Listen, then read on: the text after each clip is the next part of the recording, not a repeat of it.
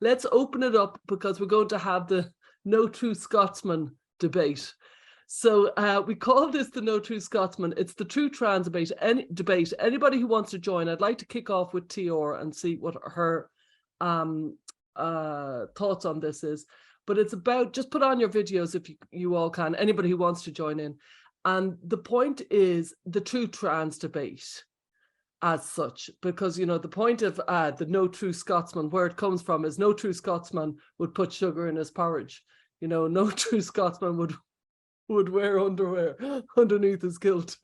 As in, the point is that if you were truly trans, you would never have transitioned. That's the kind of the kind of concept. Is TR there? Is she gonna come on? Because I think she was gonna come on and speak first.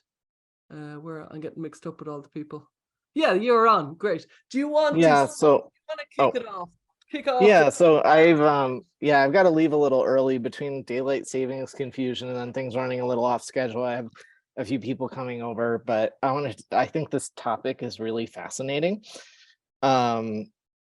So my personal experience is that I was the trans person who kind of everybody saw as the true trans, if that makes sense, because like a lot of people who were straight and not trans or anything, like I would talk with them about things and maybe they thought some of the other stuff was a bit more out there, but like, oh, it made sense for me, right? I had my first, like, you know, my gender dysphoria started like in elementary, so I was young, always very tomboyish. People didn't necessarily expect it because it wasn't a big thing yet when I transitioned, but they were not surprised in the least. People just thought I was going to be like a lesbian, but it wasn't too surprising. You were the classic trans kid. And I can see some elements of ROGD in the sense of like, you know, getting kind of fixated on it and it getting worse as I fixated more. But for the most part, I think I don't really fit that profile as much. And the reason why I'm saying this is that I feel like if I wasn't, and I know this is the case for a lot of detransitioners, a lot of like trans medicalist types kind of assume that all of the detransitioners were like, what do I say? Like that we weren't the true trans like them, but a lot of detransitioners actually were trans medicalists. And I kind of feel like if I wasn't, like, I don't think there's any way to really be sure. And I remember before my transition, I looked into detransition stories, and most of it was like very ex-gay-esque, very Christian, all of that at the time. And since I had tried to pray the gay away for a long time, I assumed, well, this is like that, so that's not going to be me. But I did kind of in the back of my head thought, you know, if I do this, there's the possibility that it might be wrong for me and I might need to go back and regret it. But it didn't feel real to me until it happened. But we don't have any way to really be sure. And I think it's really interesting that the true transsexual is almost always like the gender non-conforming homosexual. You know, like it's always the butch lesbians who are really the ones who are meant to be men. And so I think sometimes the way we talk about that can have a twinge of homophobia to it, even unconsciously. And to be honest, where I'm kind of standing now is I think that, yeah, don't mind background noise if it's there.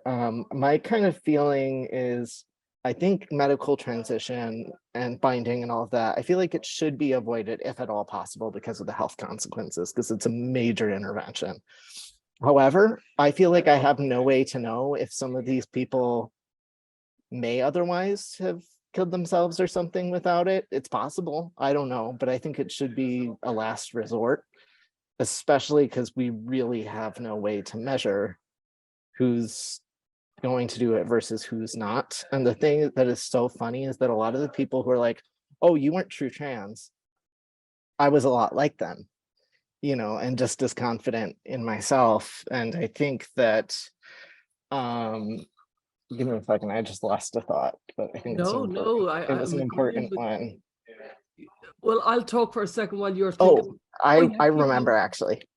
It's what I was going to say is that I think it's really what really truly infuriates me is that it's the same people who think affirm. It's oftentimes, not always, but it's often the same people who are like affirm, affirm, affirm.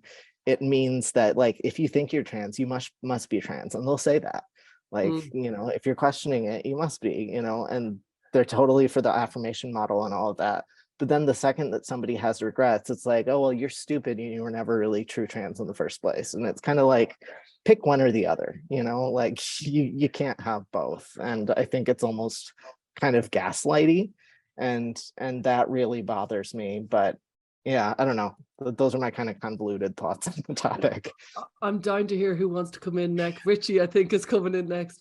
Yes. And I'm sure everybody will have something to say. It's a very heavy medical burden on the body transitioning. It's Yeah. also a very heavy psychological burden on the person. And it's arguably a sociological burden on society. Go on, Richie, tell us what your thoughts are. There's so many people who I've talked to in the detransition sphere.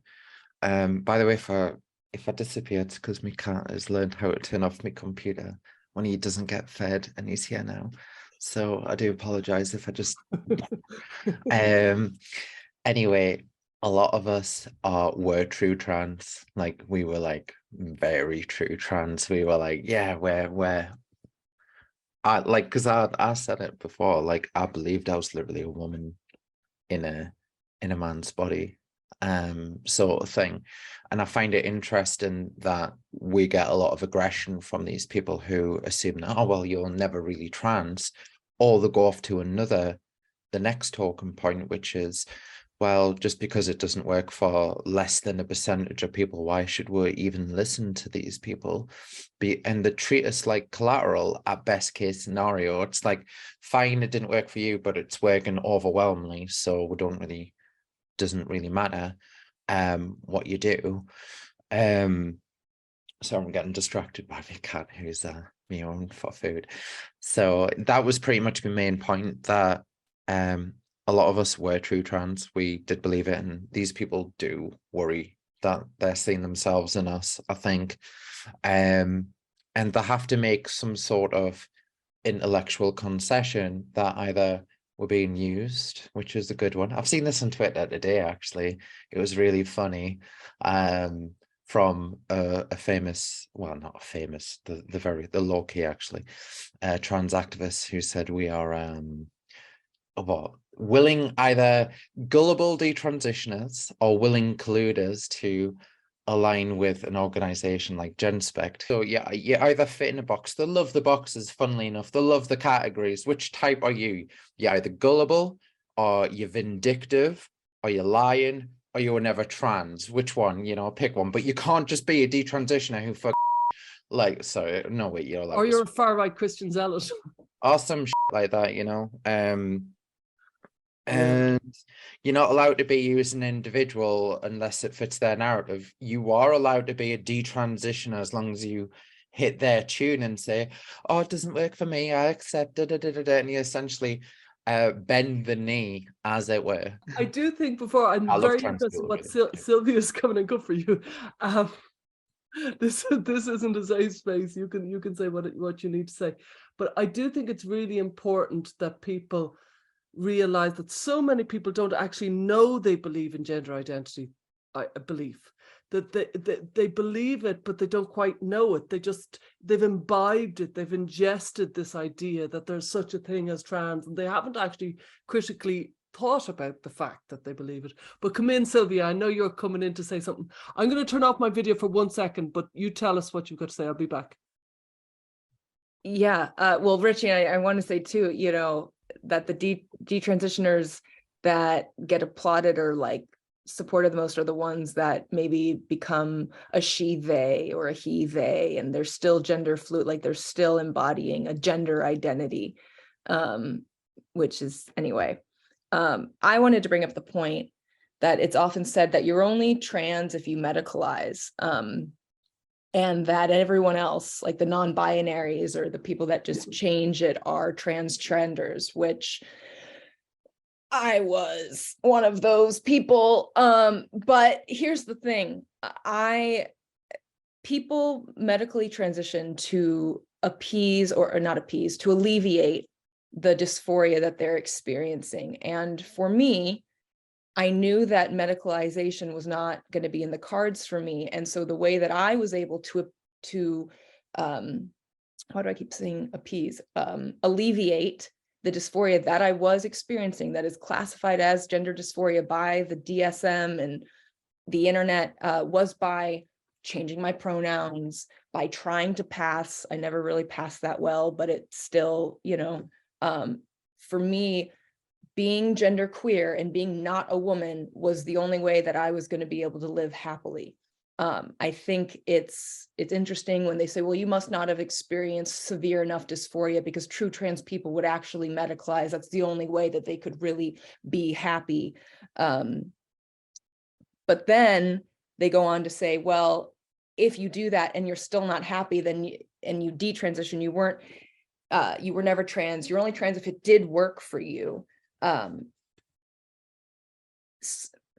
I feel that my experience and this cognitive dissonance is that being trans is a mindset, and it's a core belief in a gender identity. And I like to ask the question, what's the difference between a passing trans person and a detransitioner who's maybe gotten surgeries, irreversible surgeries, and the detransitioner who's mistaken for their sex? What's the difference between that detransitioner and the true transsexual?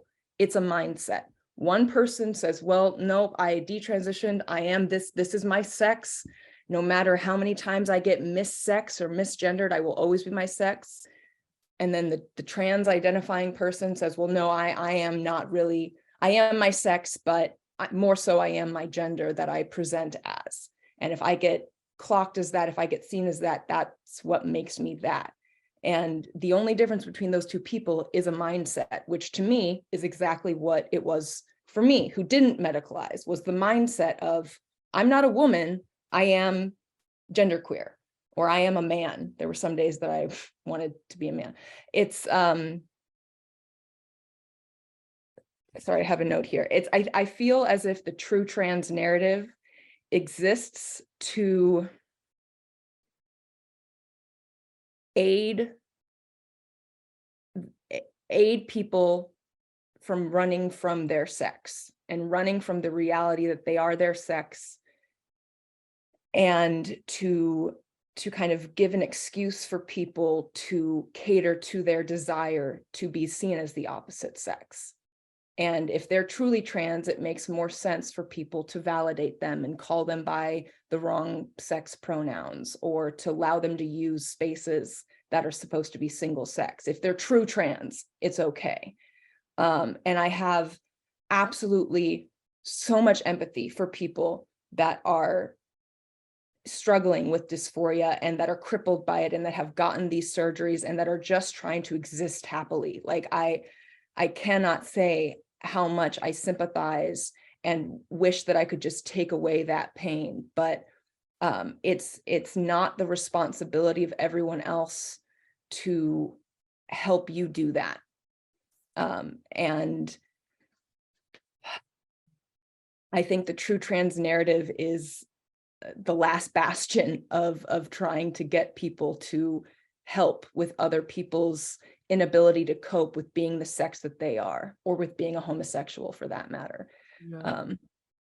I think you're right. It's gone so deep as a truth, as a kind of a truth, that people are so shocked when you might say, oh no, that's not the way I term this at all. Like I see dysphoria as a very distressing condition. Jasmine, you look like you've got thoughts there. Maybe I'm wrong. I might be reading it. You're on mute. And then I'll ask Carol and Rachel to come in then.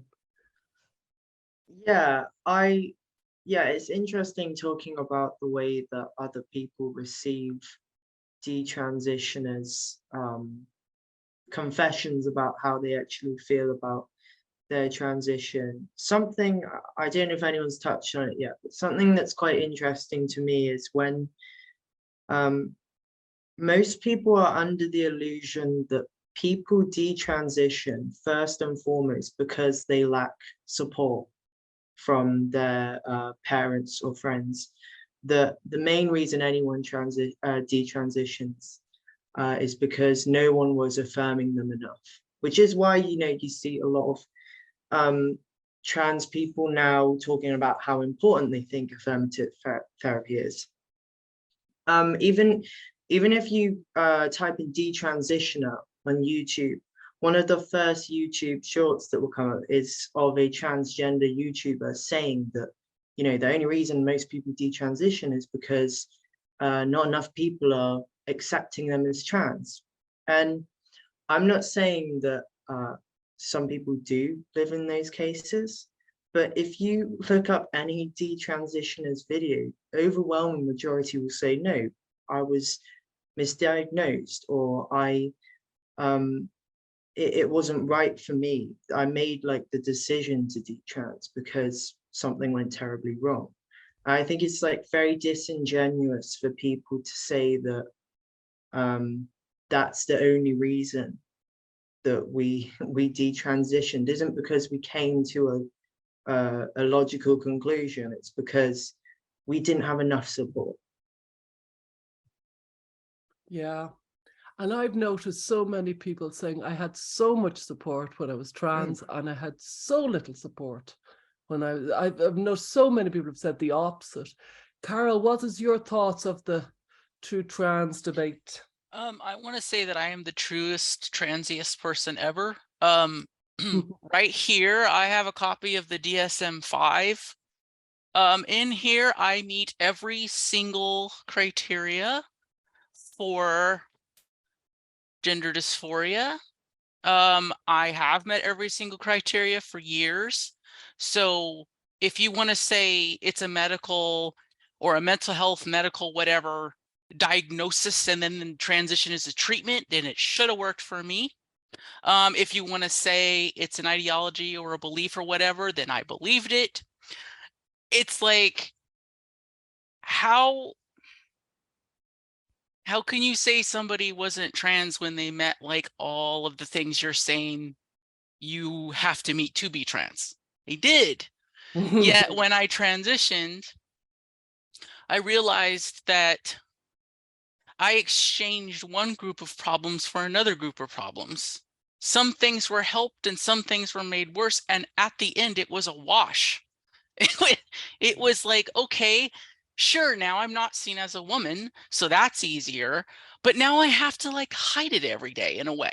Like, you know, every time I go to use the men's bathroom, that's a little unnerving.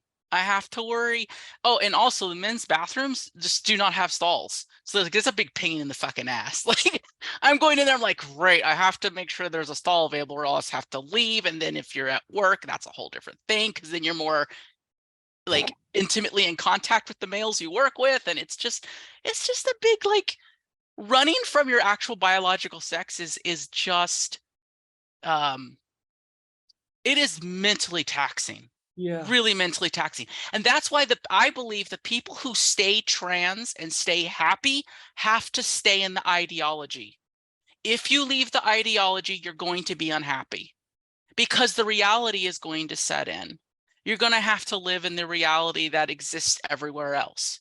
That's why the most like, I see the people who really stayed in the trans stuff are the ones who are doing all the activism and in the ideology. You have to stay in the ideology. If you don't, then you're going to be really disappointed because the rest of the world doesn't give a shit about you.